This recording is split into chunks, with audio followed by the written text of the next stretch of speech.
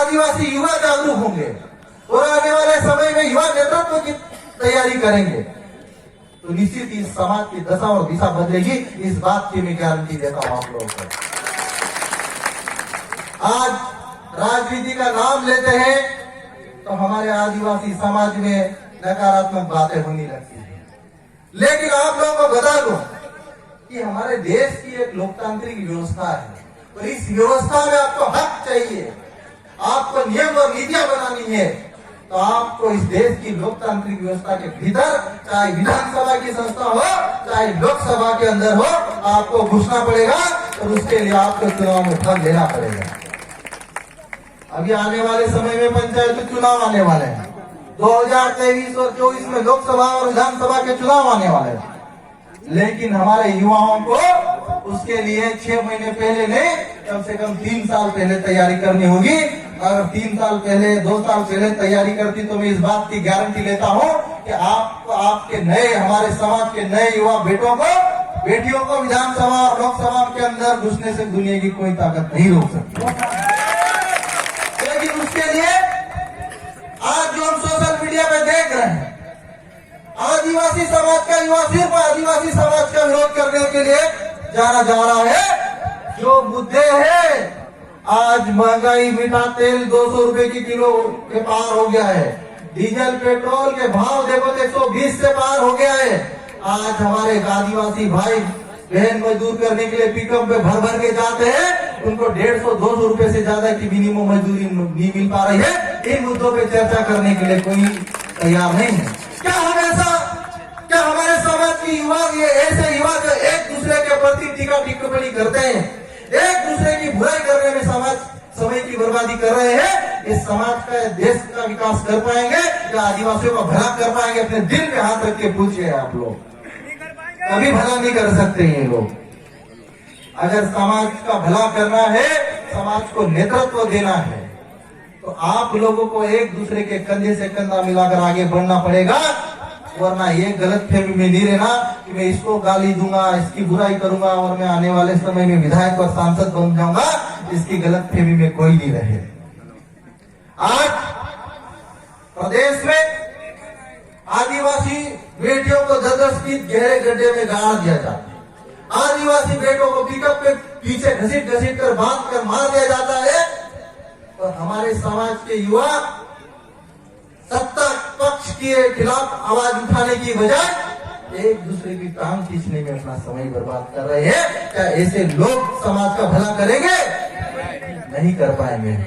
और आप सभी भाइयों से, बहनों से मैं कहना चाहता हूं, ये समय आदिवासियों के लिए बहुत बुरा दौर से गुजर रहा है और उसके पीछे कारण यही है, आज हम लोग एक दूसरे का साथ देने के लिए तैयार नहीं।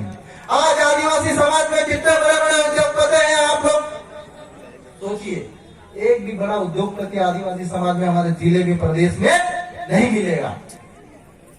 लेकिन हमारे युवाओं को अगर कंपटीशन करना है, अगर हमारे लोगों को अगर इतना ही जुनून और इतना ही स्वाभिमान है अपने अंदर, आप बड़े उद्योगपति बनिए, आप बड़ा आदमी बनिए, व्यापार करिए, आपका ही नहीं आपके पूरे गांव का भला होगा। आज हमारे युवा सिर्फ पढ़ाई लिखाई करके सरकारी नौकरी की तरफ भाग रहे हैं और हमारी सरकार है, पिछले 15 साल से 18 साल से मध्य प्रदेश में एसटी और एसटी के बैकलॉग के पद नहीं भरे गए। क्या इसके लिए समाज को आवाज नहीं उठाना चाहिए? क्या युवाओं को आवाज नहीं उठाना चाहिए? आज हमारे गरीब मजदूर माँ बाप, किसान के बेटे इतनी मुश्किल से इंदौर में 5,000-10,000 का किराया कमरा लेके पढ़ाई कर रहे हैं और उनकी उम्र अभी जो नौकरी लगने की 45 साल से ऊपर होने वाली है, लेकिन सरकार ने 18 साल से जब नौकरी के अवसर पैदा नहीं करेगी तो हमारे समाज का, हमारे भाइयों का, हमारे युवाओं का भला कैसा होगा? हमको इस पे सोच चिंतन मंथन करने की जरूरत है। आज हमारे देश में जो हमारा समाज 5वीं अनुसूची के लिए सड़कों पे संघर्ष कर रहा है, पेसा कानून 1996 में बना है, पेसा कानून 1996 में बना है, पर जब जोरबट चुनाव आया तो मध्य प्रदेश के मुख्यमंत्री शिवराज सिंह चौहान ये पेसा कानून की बात करने लगे।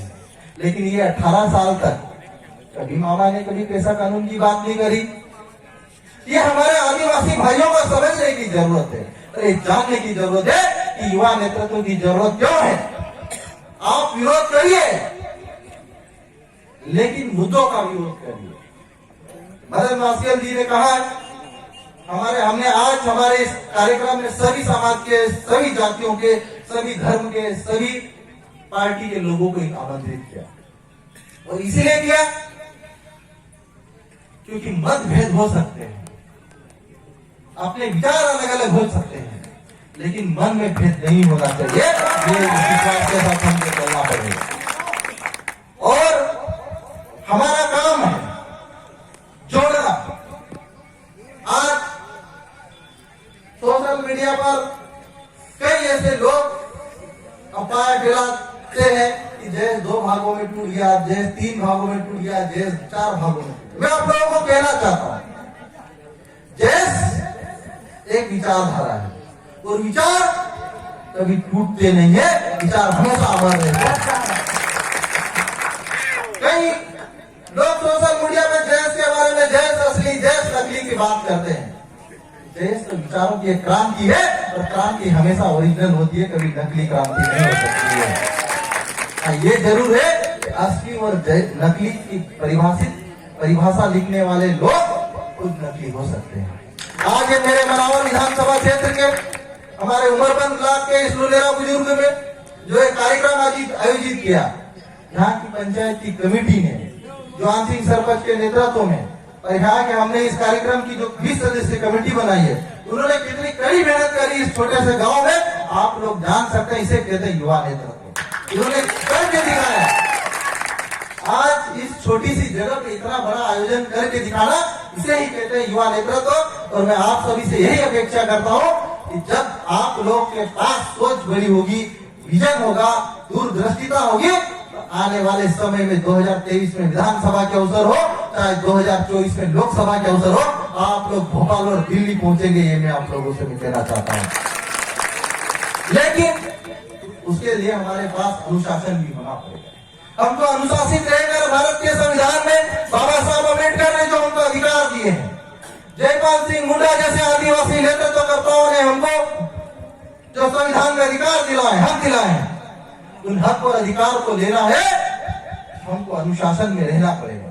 हमको समाज में शांति बनाए रखने के लिए, भाईचारे और मोहब्बत बनाए रखने के लिए काम करने की दिशा में काम करना पड़ेगा।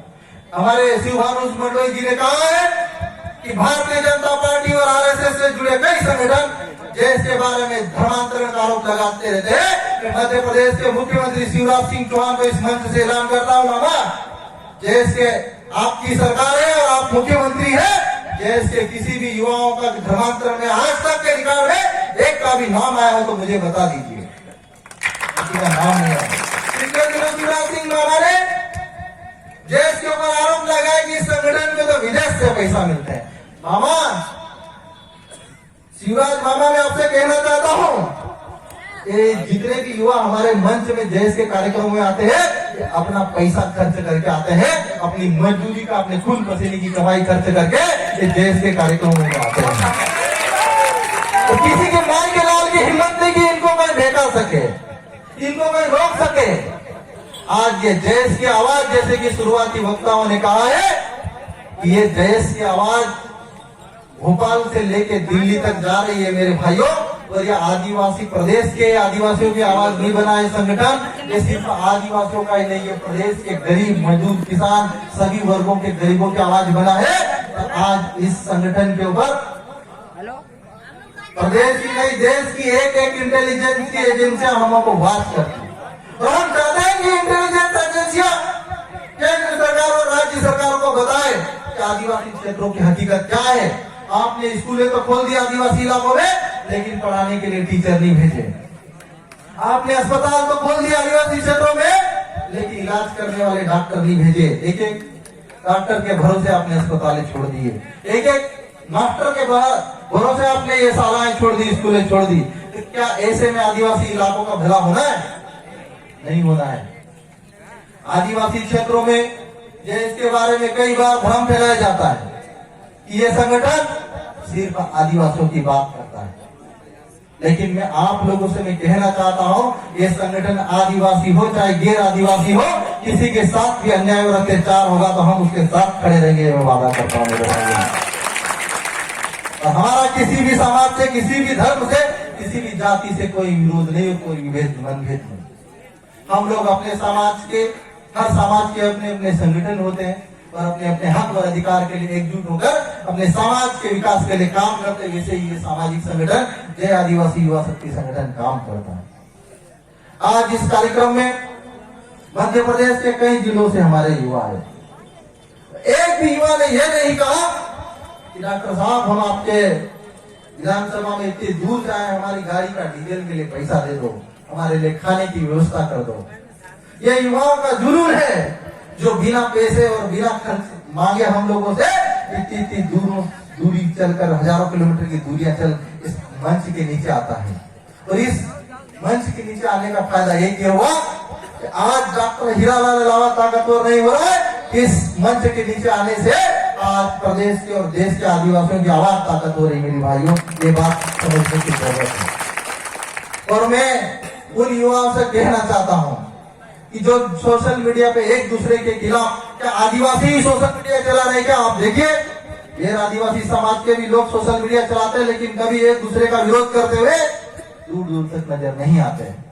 लेकिन हमारे समाज में आप देख रहे हैं कि जो शाम को 8 बजे बाद का समय हुआ, दारू पिला के उसको टन किया, लिख रहे भाई ऐसा लिख दे वैसा लिख दे। लेकिन आप लोग कुछ भी लिखो, कुछ भी बोलो, कुछ भी करो, लेकिन इस बात का विशेष ध्यान रखना कि दुनिया बहुत छोटी है, घूम फिर के हम लोग कभी भी आमने सामने नहीं हो सकते हैं।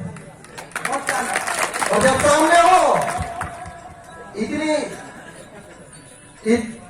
इतनी दूरी बना के रखना या इतनी इज्जत बना के रखना कि जब आमने सामने हो जाए तो आंख मिलाने की हिम्मत भर रखना। ये मैं कहना चाहता हूं आप लोगों से। आप लोग, कई लोग ऐसे हैं जो 10वीं 12वीं की पढ़ाई किए, लेकिन मैं आप लोगों से बताना चाहता हूं, देश के सर्वश्रेष्ठ मेडिकल कॉलेज दिल्ली एम्स जैसे संस्थान में रहकर मैंने सीनियर रेजिडेंसी की 3 साल और 1 साल प्रोफेसरशिप करके मैं यहाँ पे आया हूँ। और राजनीति में मेरा बहुत पुराना कोई नाता नहीं है। 2016 के बाद, 2018 के बाद विधानसभा चुनाव में टिकट दिया कांग्रेस पार्टी ने राहुल गांधी जी के आशीर्वाद से, और मैं विधायक बना। और विधायक बनने के बाद मैं आप लोगों को बताना चाहता हूँ कि कभी भी न तो कांग्रेस पार्टी ने मुझे टोका कि डॉक्टर हीरालाल अलावा आदिवासी की बात क्यों करता है, न किसी नेता ने मुझे टोका, क्योंकि मेरी पहली शर्त थी मेरा समाज और मेरे समाज के संवैधानिक अधिकारों की लड़ाई में टंकी की चोट से लड़ूंगा, चाहे किसी भी पार्टी में। मेरे साथियों, पार्टियां, सभी आदिवासी भाई अलग अलग पार्टी में हो सकते हैं, और मैं प्रदेश के सभी आदिवासी नेताओं से मैं कहना चाहता हूं, जो विधानसभा में बैठे और संसद में बैठे आदिवासी नेताओं से कहना चाहता हूं कि आप किसी भी राजनीतिक दल से विधायक हो सकते हो, किसी भी राजनीतिक दल से सांसद हो सकते हो, लेकिन जिस समाज ने आपको जिस उम्मीद के साथ भेजा है सदन के भीतर, उस समाज की आवाज उठाना आपका फर्ज बनता है। अभी हमारे प्रोफेसर मदन वास्किल जी बोल रहे थे कि कोई एक बंदा जो ऐसा है, एक बंदा नहीं, ऐसे देश के नाम पे कई प्रदेश अध्यक्ष बने हुए हैं। एक प्रदेश अध्यक्ष रंजना बघेल के झंडे उठाता है, एक प्रदेश अध्यक्ष आरएसएस के झंडे उठाता है और कहते हैं कि हम समाज सेवा करने निकले हैं। भाई, समाज सेवा करो तो खुल के करो। डॉक्टर हीरालाल अलावा अगर विधायक बना तो खुल के कांग्रेस का विधायक बना, किसी को गुमराह नहीं किया। संगठन के नाम पे किसी को गुमराह नहीं किया, ये बताना चाहता हूं। आज इस प्रकार इस मंच में, इस महापंचायत में हमारी संस्कृति को लेकर हमारे योद्धाओं ने, हमारे सामाजिक बुद्धिजीवियों ने बात करी कि हमारी रूढ़ी, हमारी परंपराएं, वही हम आदिवासियों की पहचान है। कल हमने पूर्व संध्या पर बड़वे खेलने का कार्यक्रम रखा था, और हमारे आदिवासी समाज के जो बड़वे भोपे वाली परंपरा है, आज धीरे धीरे विलुप्त होती जा रही है। कल मैं इतना बड़ा हो गया लेकिन मैं खुद पहली बार ये बड़ों की परंपरा देखा। उनके जो गाने थे, उनकी जो भाषा थी, उनकी जो बोली थी, मुझे तो नहीं लगता हमारी नई पीढ़ी के युवाओं को किसी को समझ में आई होगी। किसी को आ रही थी क्या? नहीं। लेकिन आदिवासियों की भाषा, आदिवासियों की बोली, आदिवासियों की रूढ़ियों को संरक्षित करने की जिम्मेदारी आप सभी युवाओं के कंधों के ऊपर है। अगर आप लोग इनको नहीं बचाएंगे तो आने वाले समय में भाषा और रूढ़ी खत्म हुई, उस दिन आप खत्म हो जाओगे। इस बात की मैं आपको गारंटी दे रहा हूं मेरे भाइयों। आज हम पढ़ने लिखने के बाद भले जींस पैंट पहनने लग गए, कोष्टी और धोती छोड़ के भले हम जींस पैंट पे आ गए हैं, लेकिन हमको अपनी औकात नहीं भूलना चाहिए मेरे भाइयों। जिस दिन आप अपनी संस्कृति, अपनी परंपरा भूल जाओगे, जिस दिन अपनी ये भाषा और बोली भूल जाओगे, कोर्ट में साबित नहीं कर पाओगे कि तुम आदिवासी हो। आदिवासी होने के लिए तुमको ये सब चीज जरूरी है। तुम्हारी भाषा बोली तुमको आना चाहिए। नहीं तो जज ने बोल दिया कि आदिवासी भाषा में 2 सेंटेंस बोल के दिखा, तो साबित नहीं कर पाओगे कि तुम आदिवासी हो। ये गारंटी के साथ से बोल रहा है। बात कमेटी बनी हुई सुप्रीम कोर्ट के निर्देश पे, आदिवासी जिस दिन अपनी भाषा को भूल जाएगा, अपनी संस्कृति को भूल जाएगा, अपनी बोलियों को भूल जाएगा, ये कैसे साबित कैसे होगा? अभी हमारे समाज के कई बड़े बड़े अधिकारी इंदौर और भोपाल में जाके बंगले 2-2, 3-3 मंजिल के बना के बैठे, उनके बच्चे बड़ी बड़ी इंटरनेशनल स्कूल में पढ़ रहे हैं, और उनको बोल दो कि तेरे को दो शब्द आदिवासी में बोल के दिखा, तो वो नहीं दिखा पाएंगे। अभी पिछले 2-3 साल पहले व्यापम कांड हुआ था, सबको पता व्यापम कांड हुआ था।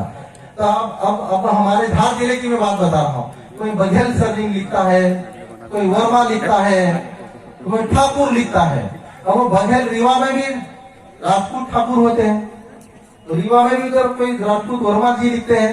तो उधर के लोगों को शक हुआ कि ये साले आदिवासी नहीं हो सकते, तो राजपूत लोग है, तो उन्होंने कोर्ट में केस लगा दिया उनके ऊपर।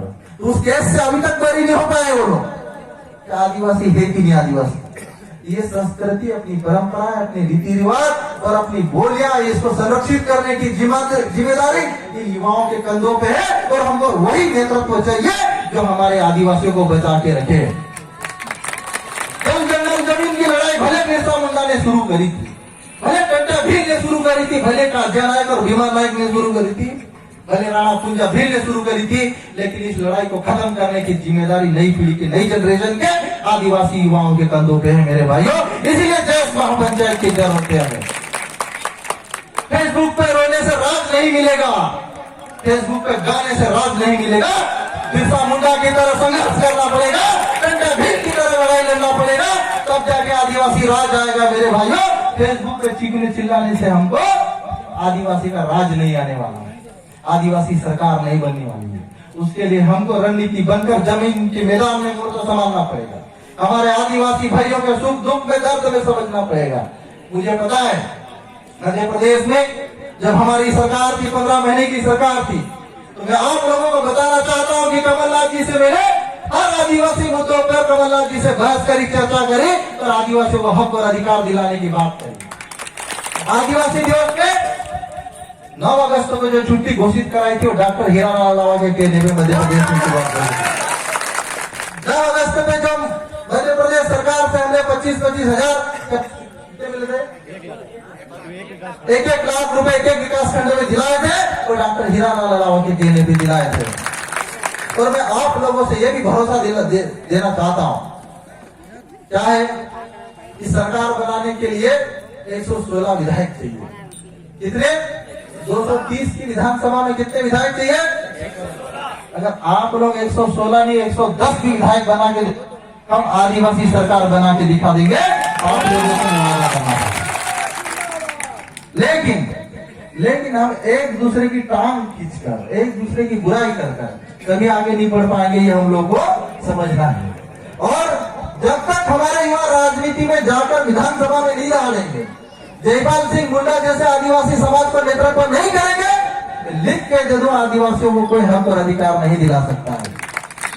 अपनी लड़ाई लड़ने के लिए हमको समाज में ऐसे बेटे तैयार करना पड़ेंगे, ऐसे युवा तैयार करना पड़ेंगे जो आपकी आवाज को सदन के दिल्ली में उठाए, आपकी आवाज को भोपाल के भीतर उठाए, क्योंकि ये ऐसे मंच है अगर दिल्ली की संसद में आपने एक बार भाषण दे दिया तो सिर्फ दिल्ली में नहीं सुनाई देगा मेरे भाइयों, इस दुनिया के 2 ज्यादा देशों में ये भाषण सुनाई देता है। इसको कहते हैं मंच, इसको बोलते हैं सदन। तो उस मंच पर हमारे युवा कैसे पहुंचेंगे, उस मंच पर हमारे युवा कैसे पहुंचेंगे, उस पर हम लोग चिंतन मंथन करना चाहिए। मैं पिछले 7-8 साल से हमारे ये वहां पंचायतें होती है और मैं हमारे समाज के भाइयों को, गैर आदिवासी समाज के भाइयों से मैं कहना चाहता हूँ कि हम कभी भी किसी जाति, धर्म और समुदाय के खिलाफ नहीं है। और आज जयस में दीवानगी देखिए, आदिवासी तो छोड़ो, कई गैर आदिवासी जयस की सदस्यता लेकर जयस की स्थान बना रहे हैं। और आज हमने किसी भी राजनेता को और पार्टी के खिलाफ हम देखो विपक्ष में है और हमारा काम है कि मामा शिवराज सिंह चौहान अगर मीठा तेल 200 रुपए किलो से ज्यादा बढ़ाएगा तो हमारा काम है कि शिवराज सिंह चौहान का विरोध करेंगे। अगर शिवराज सिंह चौहान डीजल पेट्रोल के दाम 121 रुपए से ज्यादा बढ़ाएगा तो हमारा काम है कि हम जनता की लड़ाई लड़ेंगे। अगर शिवराज मामा घोषणाएं पर घोषणाएं करेगा, झूठ पर झूठ बोलेगा तो हमारा काम है कि हम सरकार के खिलाफ अपनी आवाज बुलंद करेंगे। तो ये काम सिर्फ डॉक्टर हीरालाल अलावा का नहीं है, ये काम समाज का है। क्योंकि आज जिस प्रकार अडानी अंबानी को मोदी, प्रधानमंत्री मोदी जिस पूरे देश की संपत्ति बड़ी बड़ी कंपनियां दे रहा है, अगर आज हम लोग नहीं समझेंगे, आज ये बिजली को प्राइवेट ठेके में दे दिया, आज सड़कों पे जिस पे रोड निकलते टैक्स, आज अपन जिस टोल टैक्स पे 70 रुपए 60 रुपए खरगोन वाले अपने धामदोद वाले को दे रहे टैक्स को, अभी ये रोड भी प्राइवेट चलेगा तो इसी पे 200 रुपए टैक्स देके हमको इंदौर जाना पड़ेगा, नहीं तो जाना ही नहीं देगा वहां से आगे हमको। जो रेलवे स्टेशन जो मोदी जी ने निजी ठेके के दिए हैं, जिसका टिकट 3 रुपए होता था, कितना 3 रुपए 5 रुपए, आज पता है उन रेलवे प्लेटफॉर्म के टिकट 50-50 रुपए हो रहे हैं। 50 रुपए दोगे तो आपको अंदर रेल में बैठने के घुसने जाना पड़ेगा। तो कोई 2-4 लोग छोड़ने जाते हैं तो उनके भी 50-50 रुपए टिकट लगेगा, तो अंदर जा सकते छोड़ने के लिए, तो बाहर से ही बाय बाय टाटा टाटा करना पड़ेगा भाई। तो युवाओं का फर्ज है आदिवासी मुद्दों की लड़ाई लड़े, हम किसी व्यक्ति विशेष का विरोध करके, क्योंकि जीवन में हम सभी कभी न कभी एक दूसरे से मिलेंगे, आएंगे, और ये मेरा वादा है कि आप एक दूसरे का कंधे से कंधा मिला के चलोगे तो ये समाज को हम नई ऊंचाई पे ले जाएंगे, नए युवा नेतृत्व देंगे। 2023 में 24 में दुनिया की कोई ताकत इसको नहीं रोक सकती। और आज के इस कार्यक्रम में हमारे आदिवासी संस्कृति को जिंदा रखने वाले हमारे